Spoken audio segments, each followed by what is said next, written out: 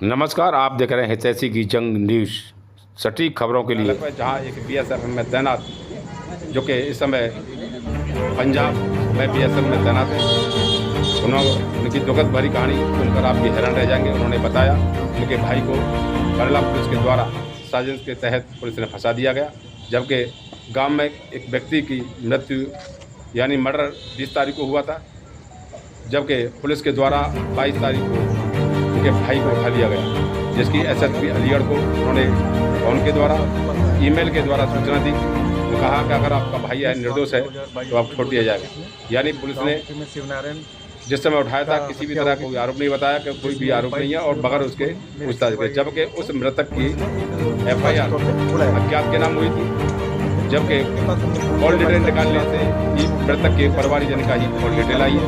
उसके बाद जैसे कि फौजी के द्वारा बताया गया है, उन्होंने ये भी बताया कि उससे पैसे की मांग की गई थी बिचौलिया के द्वारा, न देने के कारण उनके भाई को फंसा दिया गया। यानी कि मानवाधिकार आयोग का पुलिस ने खिलाफ उल्लंघन किया है। 22 तारीख से लेकर के 25 तक पुलिस हिरासत में उनके भाई को रखा गया फौजी के। उसके बाद 25 को साजिश के तहत मर्डर केस में फंसा दिया गया। न्याय की भीख मांगने के लिए ऑफिस आए और इनको क्या आश्वासन दिया है ये इनसे जानकारी करते हैं। पैसे की डिमांड उन्होंने पैसे बोले, मगर हमने पैसे को एक्सेप्ट किया। जैसे सामने वाले ने पैसे बोले, मैं पैसे का क्या मतलब, जो हमारे बीच में जो हमारी तरफ से गए थे, छुड़वाने के लिए। किसके द्वारा बोला गया था? मतलब इन्हीं मतलब एसएसपी किसके द्वारा बोला गया? एसएचओ और जो थाना हल्का इंचार्ज है योगेश कुमार जी, इनके द्वारा पैसे की डिमांड की थी। बोले कितने पैसे की डिमांड की गई? पैसे की मैंने मना कर दी। मैंने डिमांड उनकी डिमांड तो की गई होगी ना। पैसे उन्होंने बोले मुझसे, पैसे बोलने के बाद मैंने अपनी तरफ से मैंने पूछा भी नहीं कि कितने पैसे। उन्होंने पैसे बोला पैसे से छोड़ेंगे, अगर बताओ पैसे अगर देते हो तो बात करें। मैंने पैसे के लिए मैंने साफ मना कर दिया। कितने पैसे चाहिए हमको, मैंने साफ मना कर दिया। मैंने पैसे वाले टॉपिक पे ज़्यादा मैंने बात ही नहीं करी।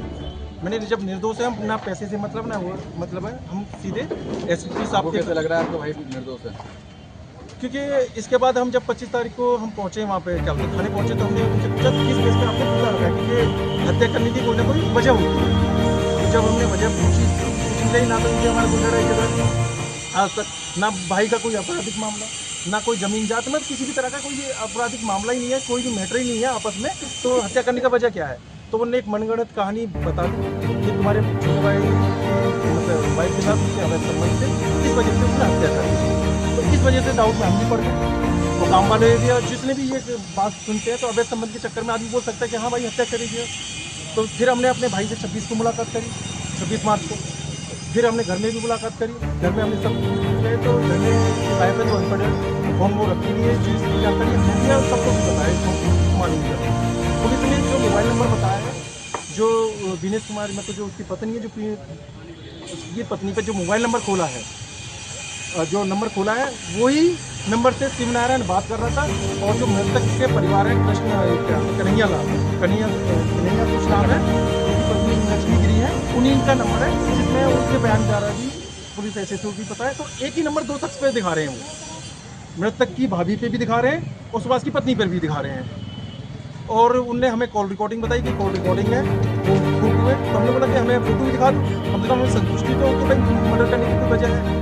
तो उनने बोला कि ये जानकारी गुप्त है, इसे हम नहीं दिखा सकते, हम नहीं कर सकते। फिर हमने 2-4 बार हम गए, थाने में गए, तो इस पर हमें कोई भी वो नहीं मिली। फिर हमने कोर्ट के थ्रू हमने उसकी सीढ़ियाँ निकलवाने की। आज आप कहाँ पर आए हो और क्या बोला है एसएसपी साहब ने?